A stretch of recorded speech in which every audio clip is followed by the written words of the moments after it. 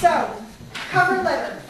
I just want to revisit the little niggly detail pieces of the proposal, and some folks had asked in the proposal, should we have done this? Some of you did, some of you didn't, that's fine. Remember, you need to do a cover letter, and again, all of this is detailed on page 9 of your syllabus. The cover letter should be 1 page. It identifies who you are and who you're submitting the proposal to, and talks about how fabulous this program is. It might identify the problem that the program would solve, and talk about how qualified you are to deliver the program, and invite further conversation. So we look forward to hearing from you. We'll be in touch next week, whatever, however you decide to word that. So, executive summary, everything that somebody needs to know about your program in 1 page. So it is literally just 1 page. I'll give you a hint. Sometimes when the entire proposal is double spaced, if you take it down to 1.5 space, some people won't notice. If you really need to. Table of contents. I could tell which groups have met with Jess for the table of contents training. And it looks great. It makes such a difference because it's clear, and I can go, it just is such a useful tool. So if you haven't done that yet, be sure and learn that. It's not hard at all, but it's just one of the things you just want to make sure that it's there, and you want to, if you set it up electronically, the pages will be perfect. So, what happens if you set it up manually and the pages aren't perfect? The reader has a question and it says in the table of contents, oh, look at page 30, and you go to page 30 and it's not there. And the reader thinks, if they can't even get the page number right, I'm really going to give them 15 high school students to take care of? What about that attention to detail? It just starts to set off red flags. And then the 30 pages of narrative. So it's coming along, as I said, really well. The trend that I see, you're starting to play with the pieces. Step back and take a look at the bigger picture, because sometimes you want to move the order around just to make that 30-page section flow better. Some of you included needs assessment.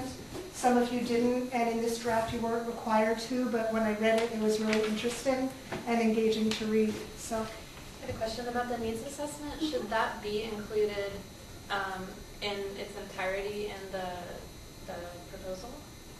Because it's actually going to be repetitive then of the goals and objectives, and do you know what I mean? It's really a question for Linda, since needs assessment is a design concepts thing. I don't want to steer you wrong, so that's a good question for Linda.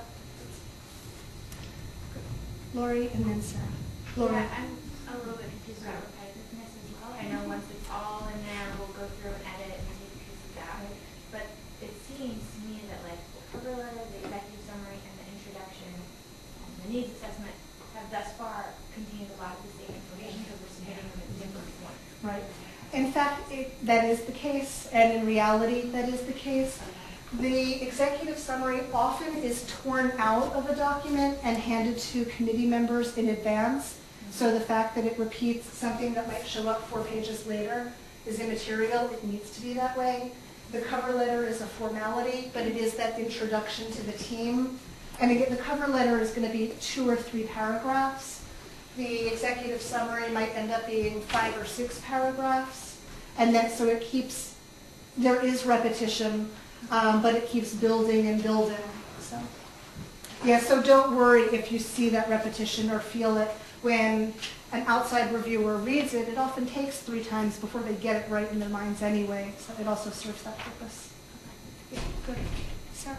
I actually said more of a technical question about submitting the budgets, because I assume everyone created theirs in Excel. And I know that things such as the kind of, she taught me how to put, she taught us, my team, how to put our Excel spreadsheet in the Microsoft budget, and that's how we submitted it. But I saw other teams submitting it separately, and I was wondering if you'd like it so you could look at the formulas. If you'd like it in Excel, or? When I examine the final proposal, I'll be looking at the hard copies, so I won't be looking at the formulas at that point. So you can just, if you want, you can, however you want to put it in there is fine. Some groups will have an Excel document that they print out separately and put in, so just inserting it in, that's fine. And if you want to copy it into your Word document, that's fine too. For future use of the proposals, if you're already thinking about maybe giving permission for future classes to use them, it's much easier if they're included in the document. And was it you? Yeah, I mean, Justin said it. I know how to do it. Some people know how to do it, and we can help you with that. So we It's a good need some skill to know. training from you, if you don't mind, so that we can then carry that on, because it's a good, much more professional, I think. But either way you decide to do that is fine. So the 30 pages of text, budget notes, and then the appendices. And again, some of the proposals I've reviewed so far had appendices, some didn't. Those that did, it really shows the level of attention and detail that you're paying, and it really helps to clarify information that's included in the narrative as well. So the trend that I'm seeing is really good work and beautiful programs that are really starting to open up and reveal themselves to us. So it's really fun to read them. All right, any other questions? Do you look at the stuff that Linda grades, like the curriculum? I look at it, I provide comments if I feel strongly about something, but I'm not involved in the grading at all, because I can't evaluate a budget if I don't see what the curriculum is. For example, if the curriculum involves field trips and museum visits, that affects the budget. I'm looking at the budget part, she's looking at the curriculum part. So, yeah. Good. Other questions? Okay. So as I said, group meeting, if you want to meet with me next week, just let me know times and we can set up meetings. Even for those groups that get the proposals back this evening, tomorrow is going to be really difficult because I have to get through those remaining proposals by tomorrow night. So I'm really hiding from the world this week. But next week I'm happy to meet. Okay? Great. Okay. Thank you, Monday section, for your patience.